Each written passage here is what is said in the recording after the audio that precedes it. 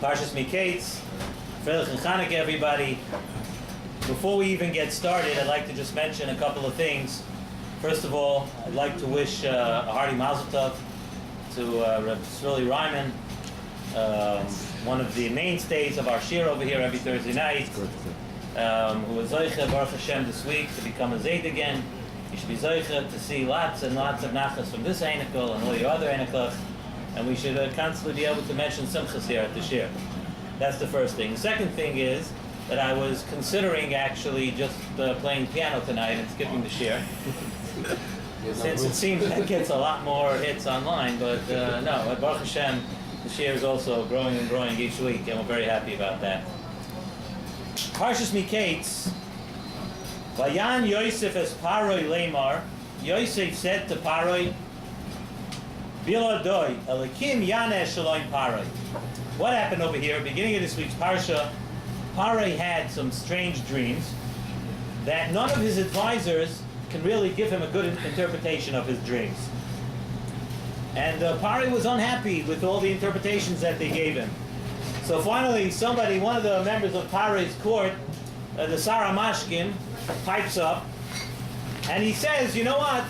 I can recommend somebody. I want to recommend somebody that can interpret dreams well. And of course, the Sarah Mashkin, while recommending Yosef to Paroi, of course he denigrated him, and he spoke down about Yosef. Eved, he tried to call him every name in the book, not to give Yosef too much credit. But what he did do is he went over to Paroi, and he did tell Paroi that there was somebody who can go ahead and interpret the dreams. So Paroi listened to what he said, and Paroi also went and ignored all the bad things that the Sarah Mashkin had to say about Yosef, right? It's interesting to note. The Sarah Mashkin said, I have this guy, but he's a this, and he's a that, and he's an everything else. But Paroi sort of filtered through because it was bothering him so much, his dream, that he took Yosef to interpret his dream anyways. And what did Yosef say? So Yosef gave him an interpretation of the dream, and Yosef said afterwards, when Paroi told him that I heard that you are an amazing interpreter, he said, Biladai, it's not me. It's really beyond me. And everything that I do comes from HaKadosh Baruch Hu. It's beyond me. Zok the Medrash Rabbah. Medrash Rabbah says on this pasuk that Yosef was Tola Gedula B'Va'alav. We learn a midah from Yosef HaTzadik over here that Yosef, the way we would say it is he gave credit where credit was due. And Yosef said it's not me. It's not me. It's Rebbeinu Shalom. Tola Gedula B'Va'alav. He credited the greatness to its master. That's what Yosef HaTzadik did. And that's what the Medrash says on this pasuk, and that's something we learn from here. So Paroi, not only was Paroi amazed at the interpretation that Yosef gave about his dreams, but Paroi was even more amazed that Yosef deflected all the credit. You know, it's one thing to know how you can do something and you're talented and you're good. It's another thing to actually be so humble and deflect all the credit. And so that's why Paroi, he ignored all the negative comments of the Sarah Mashkim, and he said, wow, such an honor, such a person's giving credit to someone else when he himself is such a great man. So Paroi went ahead and he took Yosef and he made him second to the king right there because of how impressed he was with Yosef's character. So Rav Pam says on this pasuk in the Sefer HaTeres Avram al Torah, he says like this: it was known that the Chafetz Chaim at times would seclude himself in his attic, in his home, and he would do the following. He would make a cheshbon hanefesh, and they say that the Chafetz Chaim was once overheard saying the following, and I'm going to read you the quote because this is how Rav Pam brings it down. The quote is as follows, and I guess I could be talking to myself since I carry the Chafetz Chaim's name, but this is what the Chafetz Chaim said. Yisrael Meir, look how much Hashem has done for you. Look how much HaKadosh Baruch Hu has done for you. He's given you the opportunity to write the Shmiras Halosha, the Sefer Chafetz Chaim, the Avas Chesed, and the Mishnah Brura. He's also giving you a large yeshiva with lots of B'nai Torah and lots of Baruchim in yeshiva. He says, Yisrael Meir, what have you done for Hashem? This was the Chafetz Chaim talking. He's saying how much HaKadosh Baruch Hu gave to him, and he's saying, look, let me look around.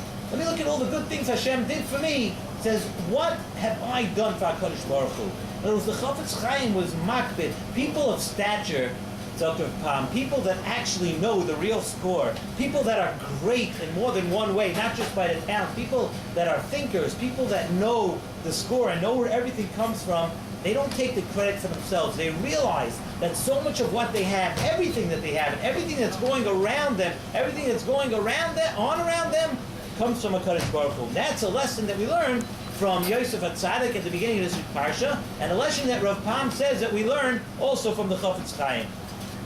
And we really, we find the same idea in the Nes of Chanukah. Make yourself at home, feel free, go eat something, good food here. We find the same thing by the Nes of Chanukah.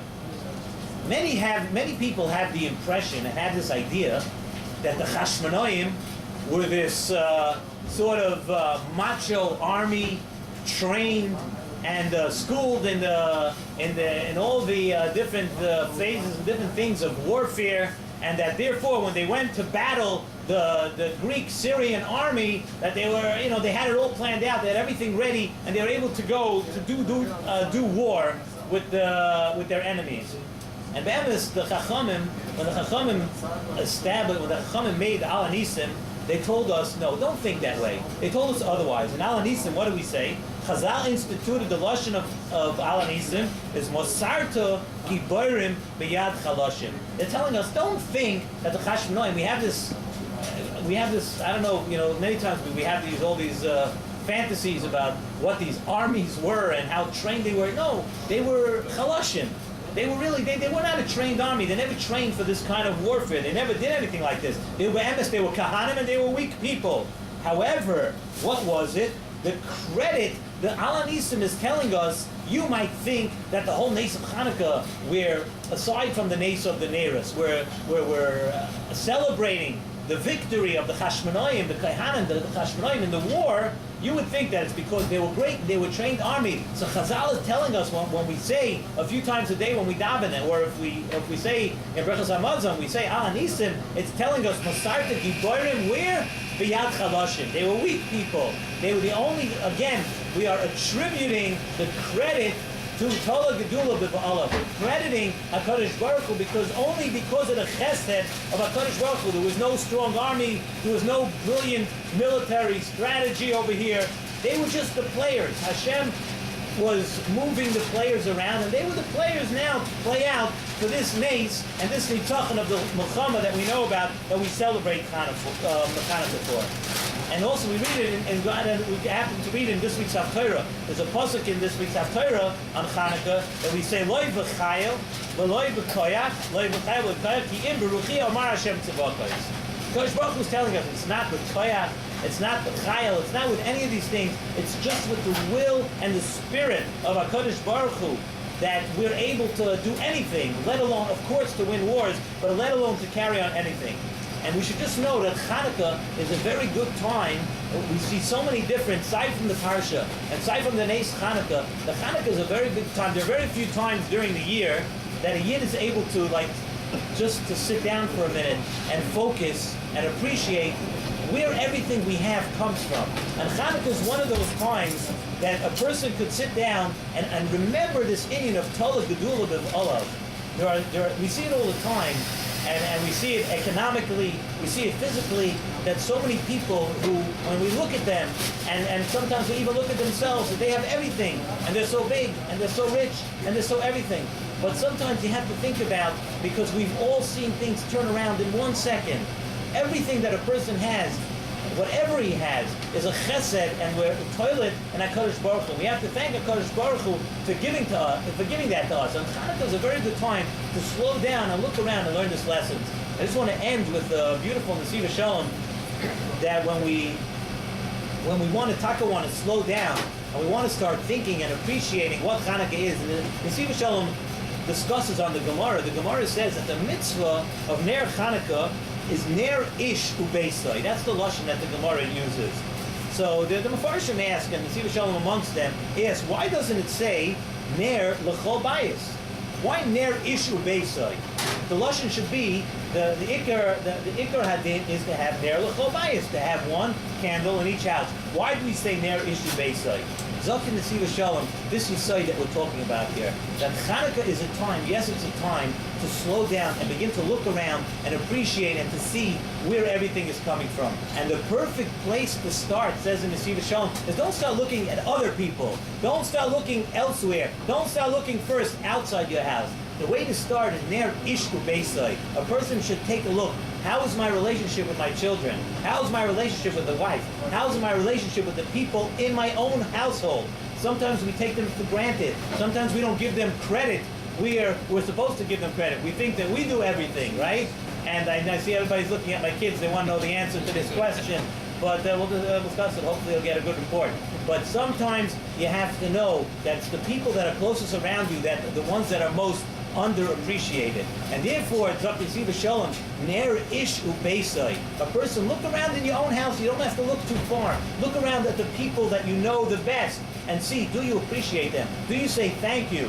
Do you understand everything they do for you? And then we can learn this lesson that we learned from the Chafetz Chaim and all the way back to Yosef HaTzadik of Tola Viv Olav, that where you have to give credit where the credit is due. And this inyan of Akar Satoiv, everybody speaks about this inyan on Chanukah of Akar Satoiv. We should take the lessons that we're learning from Chanukah and stay with us, not just the taste of the donuts or the good stuff that you got for Chanukah presents and all of that. You have to take with us the Ruchnias and the lessons and the Mussar that we learned from Chanukah, and we should take it and it should last us for the rest of the year. Oh, yeah.